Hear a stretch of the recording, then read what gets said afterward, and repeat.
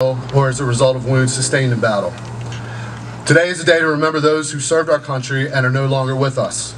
My grandpa Edgar fought at Guadalcanal and my Uncle George fought in Europe in World War II. They don't call us the greatest generation for nothing, and I consider it one of my greatest blessings in life that they returned home and they were part of my life before passing on. Today we remember Grandpa Edgar, Uncle George, and all our ancestors who impacted our lives and made sacrifices serving our country for our freedom. My Uncle Dane served in Vietnam. He was one of the kindest men I ever knew, but he had his demons. He was never the same after returning home from the war, and ultimately, his demons played a role in his leaving us far too soon. Many soldiers return home alive, but are never the same, and sadly, for some, the trauma endured while serving our country cost them their lives. Today, we remember Uncle Dane and all those who eventually paid the ultimate price because of their sacrifice to our country. And most of all, today is a day to remember and honor those who died in battle while fighting for the freedoms that we all hold so dear as Americans. The images of the endless graves at Arlington National Cemetery, the countless names on the Vietnam Veterans Memorial, the flag-draped coffins returning away from faraway lands remind us that freedom is never free and requires sacrifice. It is our duty as Americans to remember the bloodshed and sacrifices made to make us the great nation we are today.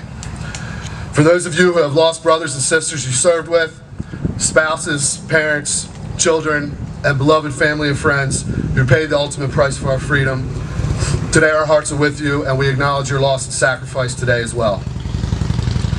The National Moment of Remembrance, established December 28, 2000, Public Law 106-579 by the 106th Congress, asks Americans wherever they are at 3 p.m. local time on Memorial Day to pause in an act of national unity for a duration of 1 minute.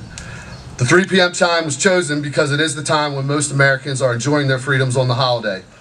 The moment does not replace traditional Memorial Day events, but rather is an act of national unity in which all Americans, alone or with family and friends, honor those who died in service to the United States.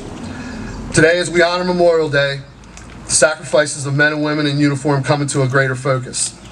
For more than 2 centuries, Americans have fought to preserve the freedoms our forefathers so valiantly earned. From one generation to the next, young men and women have answered the call to serve our nation with courage and commitment.